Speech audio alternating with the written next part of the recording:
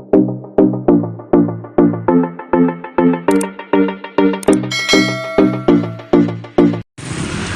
good morning everyone. Tayo po ay nandito po sa mga latagan ng bangus. Tagupan na latag ni Boy Bangus sa Malabon Fish Market at tayo po ay i-update, no? I-update natin yung kanya mga presyo ng mga bangus, dagupan. So, samahan niyo pong muli si Boss Lando Explorer. So, tara, let's go. Alright, ito yung mga presyo ng budget meals ni Boy Bangus sa Malabon. 90 pesos sa mga bangus dagupan. At meron din po tayo 100 pesos. Yan po yung mga kada piraso, no? Ng bentahan. Ayan, no? 100 pesos. Yan yung mga presyo ng kanyang latag sa Malabon Fish Market. Ayan, inopen ni Boss Maeng. Ang mga budget meal. Ayan, si Boss Maeng. Ayan, no? 100 pesos kada piraso.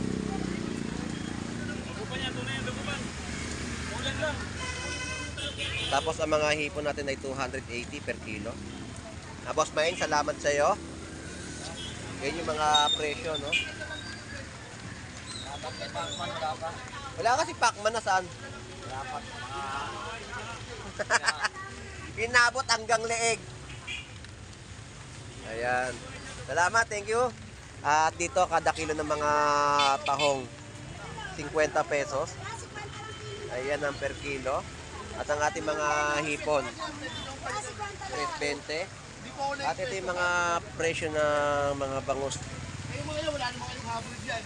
World na pumunta kami, 140 na kulang. 140, no? Pinakamahina na isang guwit. Sa 320, isang guwit, sir.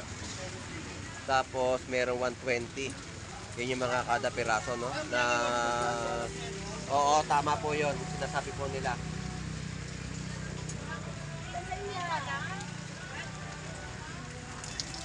So shout out sa iyo, Boy Putik. Good morning sa iyo. Sa mga customer ko. Ayun, shout out. So aatras na tayo. Pag-ilang yan, yung bibili. Vlogger ka, walang bagi-bagi sa vlogger, no? O syempre, ulan lang yan. Lager tayo. Salamat. Boy Putik. Thank you. So wala si Boy Tilapia. Wala si Boy Tilapia rin sa Malabon. So wala siyang latag ng mga tilapyang Batangas. Ito na po yung sitwasyon sa kanilang mga latag dito sa Malabon Fish Market kahit na maulan. So ito yung mga latag naman nila ng mga hasa-hasa, 180 per kilo.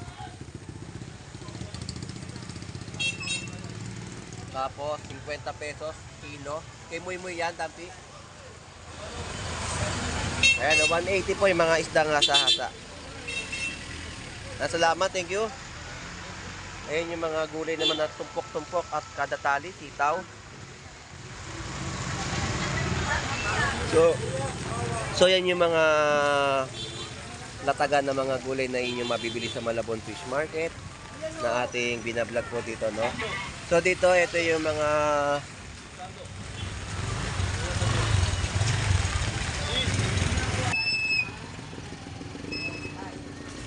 Di Roji, bakit ka tulala dyan? Alamig. So ito yung presyo ng mga backbone nya. Leeg at 130 sa mga pakpak. Yan po yung mga latag po ng mga manok akals po dito sa Malabon Fish Market at mga prutas po na inyong mabibili. So ganyan po yung mga presyo na ating ina-update sa kanilang mga latagan. At tayo ay nagtutuloy-tuloy pa rin, no? Pagkatapos na tumila ang ulan, tayo ay nagtutuloy-tuloy sa ating update sa kanilang mga latag sa Malabon Fish Market.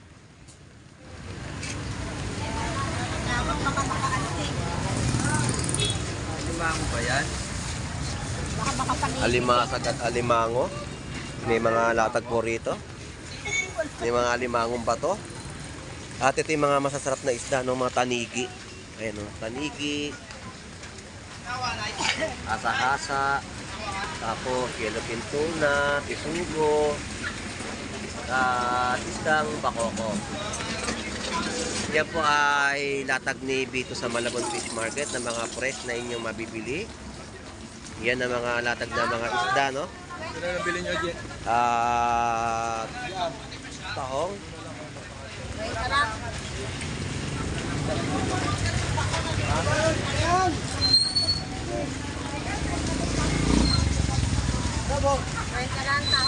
Pito, saan ka magaling? E, bibili. Shoutout sa'yo, good morning.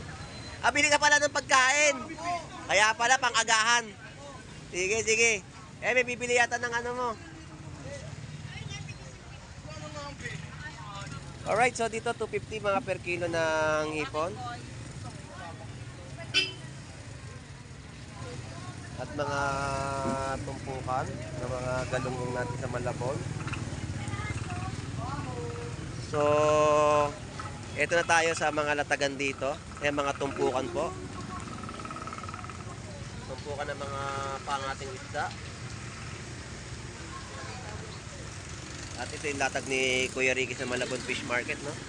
Pusit kalawang, yellowfin tuna at barakuda. At meron din po mga isdang gulyasan. So kung si Kuya Ricky, ilang araw kung hindi nakita ito nung nakaraan, Sabado at Linggo ata. So yan na yung mga latag niya ngayon dito, no? Bakit nagpahinga kayo magtinda nung nakaraan? Pa-blessing naman tayo. Pa-blessing. Magkano ngayon dito Kuya Ricky Pandain? 180 Pandain. 180 dito po. 220 malaki. 220.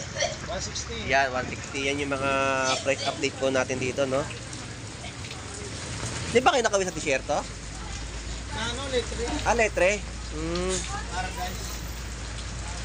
Kaya pala nung nag-vlog ako dito, wala kayo mag-asawa. Linggo eh. Oo, Sabado at Linggo. Ako ng linggo eh. Tama tayo. Kaya sabi ko, vlog ako, dalawang beses hindi nakita yung walang paninda si Kuya Ricky. Tuloy, ang lakas ng ulan. Oo, tuloy-tuloy yung ano nun. Hanggang ngayon naman. Ngayon, Walang umpay. Oo. Kuya Ricky, salamat. Salamat, thank you. Ria, salamat po. At yan yung mga latag niya rito sa Malabon Fish Market. At ang mga hipon naman dito ay 280 mga per kilo.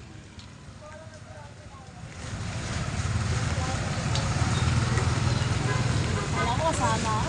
Hindi. Ano lang, paninda lang. Salamat. Ayan yung mga lot. 240 hipon po rito. Ayan ang mga hipon. At dito tahong 1 kilo. Yan po yung mga nakadabalot na. Kada plastic. At 320, 240 sa mga presyon po ng mga hipon dito sa Malabon Fish Market. So, mababa ang mga presyo ng mga hipon ngayon, no? Na bentahan po dito sa kanilang latag. At tayo ay nagpapatuloy pa rin po sa ating mga ina-update sa bayan po ng Malabon. Ganyan ang mga sitwasyon sa mga latagan ng seafood sa Malabon Fish Market. At medyo humina na ang ulan. So, hindi tayo makaabante. So, ito na. So, galunggong natin ay 140. Yan po yung mga per kilo.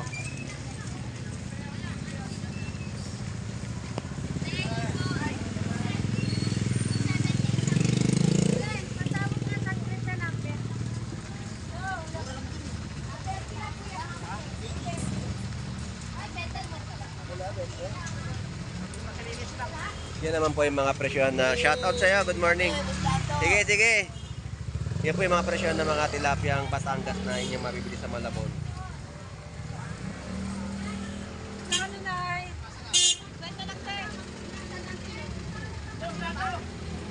Shoutout sa'yo!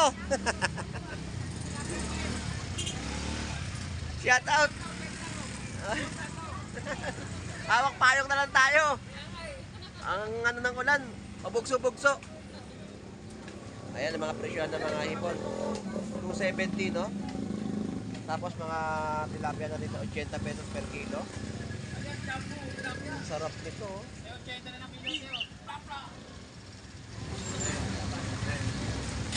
Mga plapla, no? Masasarap na tilapia plapla. So ngayon na natin nakita nagtinda si Aaron sa Malabon.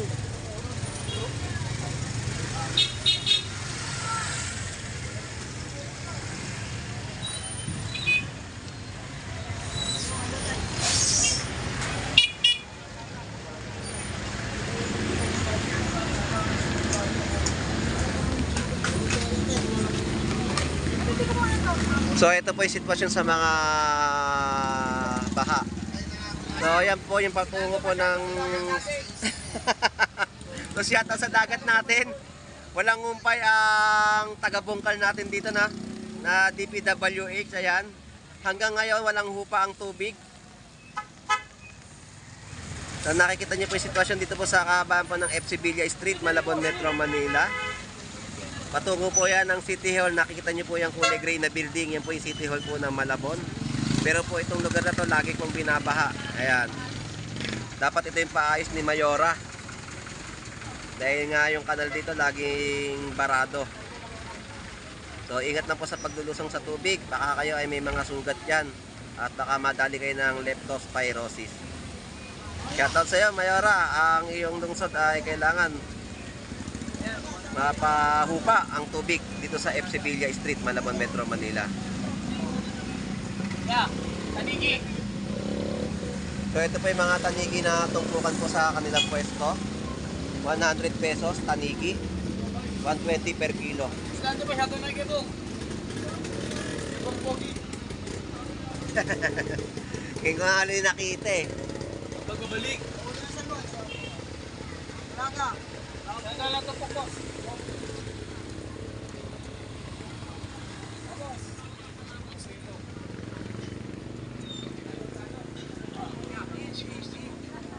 Talaba, 70 pesos kilo. Yan, 320 sa mga hipon. At ang gulyasan dito. Ayan ang mga gulyasan na 160 mga per kilo ng isdang gulyasan. Ang mga bangus tumpukan, ayan. Nagdagang nga itay siya, lima sa iyo eh. Matiis mong ulang tis. Boss, Lando. Good morning. Paninda ni Don Ramon ngayon ay hipon pa rin, 3 ang kilo. Bago na ako. Nagbago na at meron din siyang tatampal. Na shoutout sa Boss Jeff Baliw, talaga kakaiba. Akala ko yung hawak mo, ano eh, yung baby shark, nakatutok sa akin. Ayan ay mga bentahan po rito sa pwestuhan, no? Nalatagan sa Malabon. Wala, tuloy-tuloy ang ulan. Oh. Walang tila ang ulan. Walang tila eh. Nagtuloy-tuloy talaga eh. Salamat, Boss Jeff.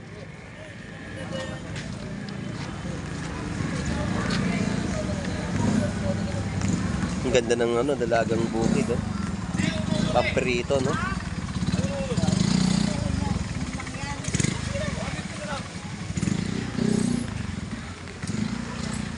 Alright, so yun po yung sitwasyon dito sa Latagan sa Malabon. Boss Jeff, salamat!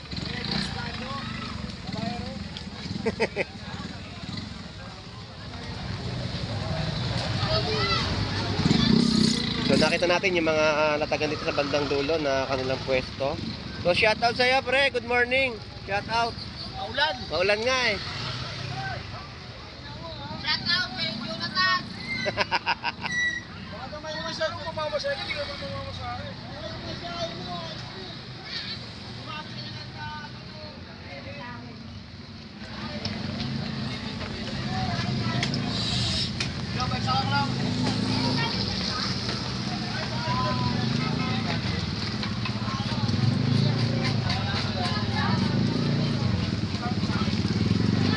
Sarap ng pagkain ha.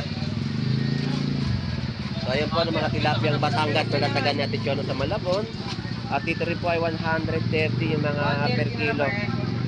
Walang bumibili. Baka. Kaya nga pre, shoutout na lang sa'yo pre. Bakit yan ka na, bakit tinukura mo na yan? Malamig. Kaya naman si paring Agustin.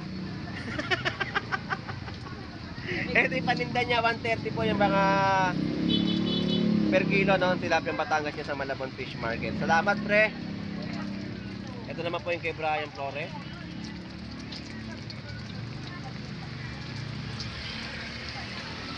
Pre, salamat pre. Shoutout sa iyo. Alright, so yun na po yung ating update sa Malabon Fish Market ng kanilang mga latagan dito sa Malabon Fish Market. At ang ating mga naihatid na presyohan ay medyo gumalaw ang mga presyo ng tilapiyang Batangas sa Malabon. At ang hipon ay bagsak presyo, no, sa kanilang mga latagan. So hanggang dito na lang pong muli si Boss Lando Explorer. Enjoy and be safe po sa maulan na panahon. God bless po and bye-bye.